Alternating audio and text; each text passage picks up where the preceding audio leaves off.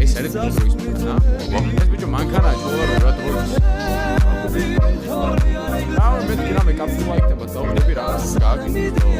აუ ამას ეხა მომწოვები არ მომწოვებ.